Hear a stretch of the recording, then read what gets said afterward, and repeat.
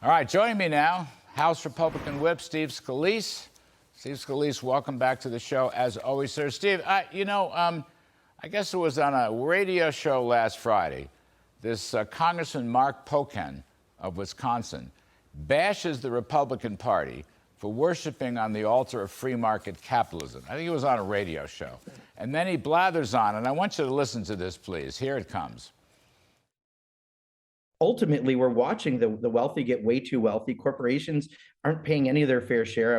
Until we decide that actually people through a democracy make the decisions rather than somehow the free market is the altar that we're worshiping on, that's going to be the problem that we're going to face. You can't have a nation based on grift and have it sustainable. Yeah, so Steve Scalise, this is wonderful. He's bashing free market capitalism and so forth.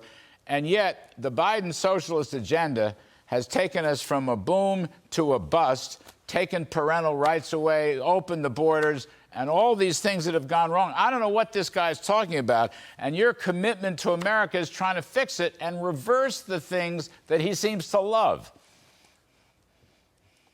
Yeah, well, and first of all, Larry, it's great to be back with you. But wow, congratulations on that Buckley Award, because look, both Presidents Reagan and President Trump have benefited from your steady hand and guidance in the White House during incredible years for freedom.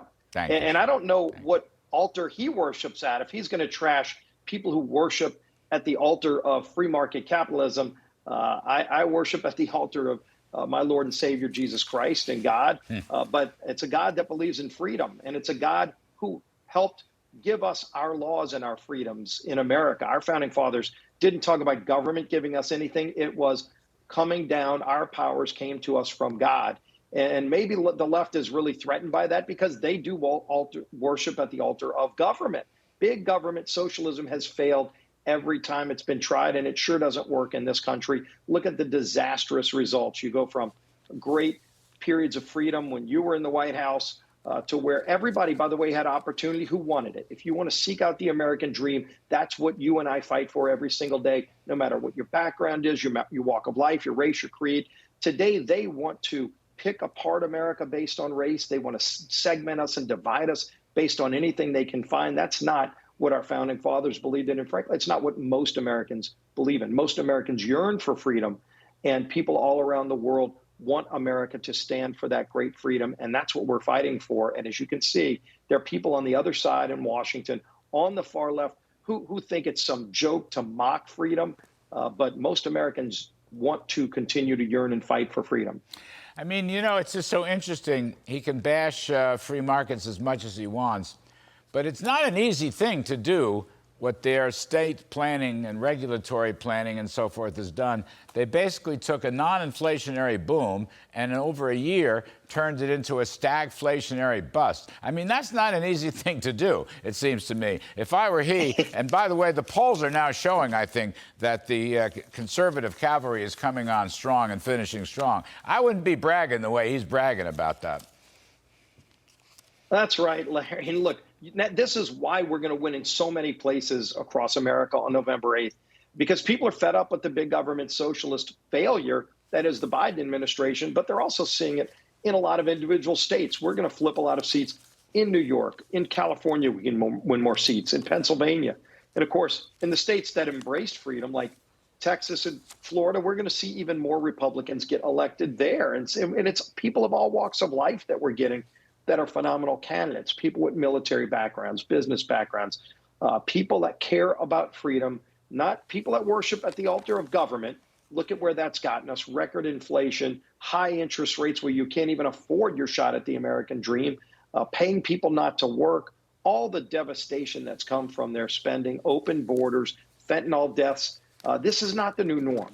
Crime in our streets because they defunded the police. People are fed up with all of that. I think you're going to see people go to the polls on November 8th to take their country back and go and re-embrace that dream of freedom that Ronald Reagan talked about with that shiny city on the hill. It's still there.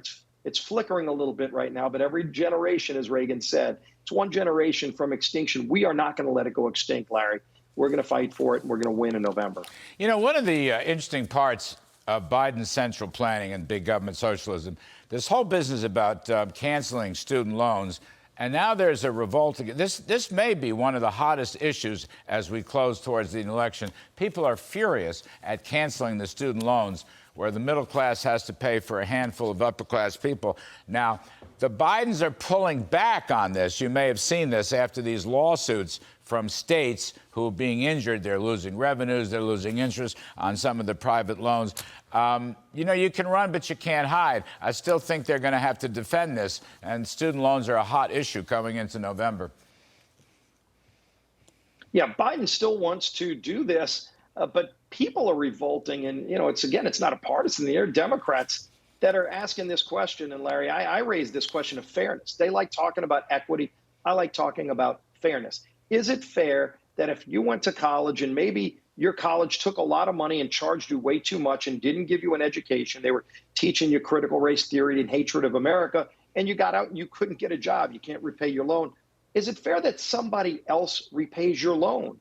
And who is it that should repay your loan if it's not you? You signed the document, and yet you want some single mom who's working 2 jobs at the diner to pay your loan? That's not fair. And I think most people get that. And so Biden still wants to do it because he's just trying to appease any little segment that he can to try to create more voters for November. They never want to look past the next election. They never want to stop dividing the country. People are fed up with it. They sure didn't like his divisive speech in front of Independence Hall, where he's yelling at people, calling half of America fascist. Enough of this. Let's get back to just embracing the American dream, respecting our differences like William Buckley did, but ultimately standing up for those basic values, the American values that make our country great, not only here in America, but we're the envy of the world. Anyone who seeks freedom anywhere in the world looks at the American dream, you know, not the Moscow dream. There's no dream anywhere else except here in America, but it's under attack right here at home. We've got to fight to defend it again this November 8th. You know, I never understood, Steve Scalise, I never understood the justification for canceling all these student loans was a national emergency law passed years ago that had nothing to do with student loans. But the emergency now is based on COVID, but President Biden says, I don't know, a week or two ago, that COVID is over. The pandemic is over. So if the pandemic is over, the emergency is over. So if the emergency is over, then what's the justification for canceling student loans? I mean, I just don't get any of this stuff. Right. Neither does he, it seems like, you know, and that was the premises of his canceling of the loan. He doesn't have the legal authority to do it. I think he's going to lose those lawsuits. But it's just the idea that he wants to go out there and give people false hope and tell them, hey, don't worry, you know, whatever you signed up for, you don't have to pay it back. Again, somebody else is going to pay back your loan.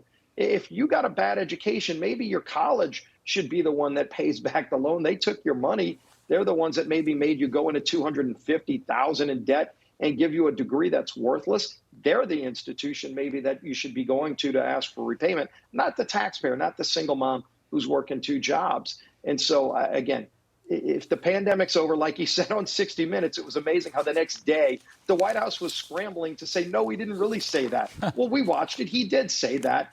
And it is over. It's like everybody's getting back to their normal lives. I mean, if a handful of crazy left-wing nuts want to drive in their car by themselves with 3 masks on, that's their business. And this is America. You can do that. Just don't make me do that. Don't try to make me change my lifestyle or anyone else. People want to live their lives. They want to yearn for freedom. And whether they wanted to go to a school board meeting and say, wait, I saw during COVID what you're doing to my kid. I want to see the curriculum, and they're called a domestic terrorist by the Biden administration. People are fed up with all of that. They want to get back to normalcy. You know, one last thing. Here we are in the remaining weeks of this midterm election, and still the Bidens have done nothing to close the border. And the illegal immigration is still coming on strong. In fact, there's a recent poll. We had a full screen on the poll. Maybe we can put it up again. The country is so opposed to this illegal immigration. And I want to add to that. Wait, here are some of the numbers. Likely voters, legal immigration, 78%.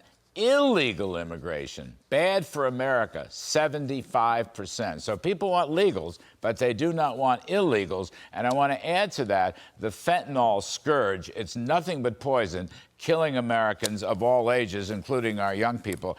Even now, on the eve of this election, they still have done nothing, Steve Scalise. Yeah, and by the way, Larry, voters understand the difference between legal and illegal immigration. Our country was founded upon people coming to this country legally. We just elected a great new member of Congress, Myra Flores, first Mexican-born person to be elected to Congress who's a female. She's a Republican. She ran on legal immigration and got elected overwhelmingly in a heavy Hispanic district because people who came here legally respect that rule of law and are insulted by the idea that millions of people can just jump the line and come across into our country, bypassing all kind of laws. And now we see the drug cartels bringing, as you mentioned, fentanyl that has killed over 100,000 young people just last year, and maybe another 100,000+ people this year. It needs to stop. And you got Biden and Kamala saying the border's secure. It's an insult to the American people who know it's out of control. They only care about it when 50 people show up in Martha's Vineyard. What about the 3 million who have shown up across the Rio Grande in parts of California and New Mexico? Let's get back to rule of law. Let's actually get back to the legal parts of immigration, make that work, secure the border. That's something we're fighting for in this November election. All right. Well, good luck with the commitment on America, and good luck up on the campaign trail, Steve Scalise. Thanks very much.